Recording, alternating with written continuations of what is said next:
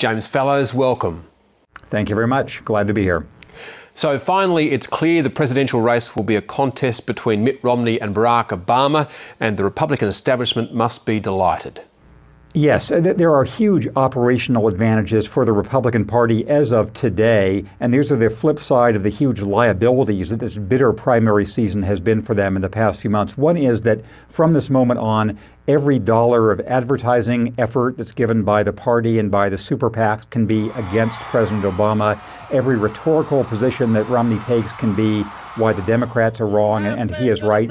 And simultaneously, he's not having people within his own party saying that he's exactly the wrong person to run against President Obama, as Rick Santorum was saying 2 days ago, people criticizing him for being out of touch with the electorate. So he has the positive advantage of leeway to attack the Democrats and the removal of the negative problem of having his own colleagues in the Republican Party attack him so personally. In a head-to-head clash between these two men, though, surely Mitt Romney has a problem with lower middle-class voters. Yes, and really the only electorate the only part of the electorate right now in which Mitt Romney enjoys a clear lead. Actually, there are two of them. One is white Southern men. The other is people in sort of the upper, maybe 5 or 2% of the electorate economically. Those are the two places where right now he is ahead.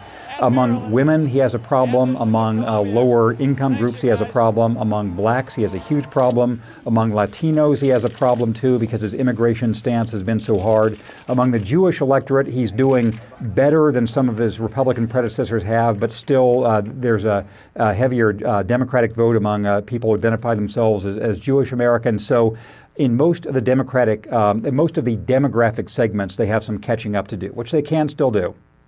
Mitt Romney's been accused of being a flip-flopper in the past, and now, of course, that the Republican race is over, he'll have to move his campaign back from the right to the centre. Is that a problem for him?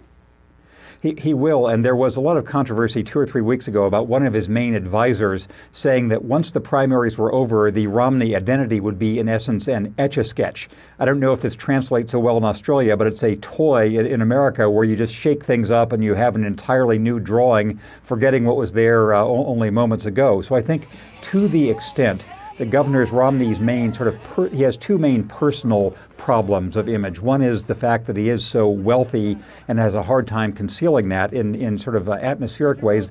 The other is the sense that he will say whatever is expedient in that moment's campaign to get him ahead. And so since he has to reposition himself towards the center to win independent votes, he both in correcting his positioning, he makes this personal issue for himself more egregious or more conspicuous, more of a problem.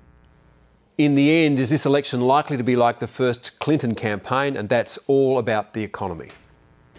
Yes, that most re-election campaigns in the U.S. are versions of what Ronald Reagan asked in 1980 about Jimmy Carter. That question was, are you better off than you were 4 years ago? And if people in general feel that the economy is going better for them, the nation's not at war, they have a bias in favor of keeping the incumbent in. If they don't feel that way, then the challenger has a strong position. But you could say that the election so far, this most closely resembles in its main topography is that 1996 race when actually Bill Clinton's re-election race, more than his election when he unseated George H.W. Bush in 92, where Clinton looked vulnerable a year before the election, but the Republicans had trouble fielding their strongest candidate, ended up being Bob Dole.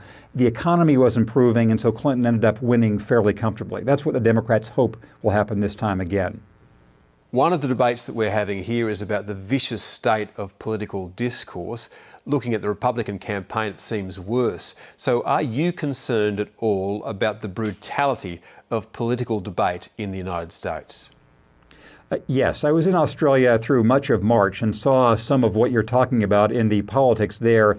But in a way, I think what's been happening in the U.S. this campaign is more worrisome, where there's been a more sense of just really irreconcilable differences among some people and some parties.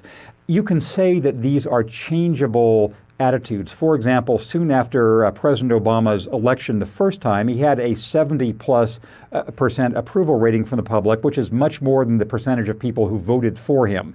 So it is possible, in theory, for people to come back together again. But the tone of debate about budgets, about crime, about immigration, about America's place in the world, these are more extreme than is good for the country. And so I hope at the end of this campaign there will be some repair of what is now a very frayed mood.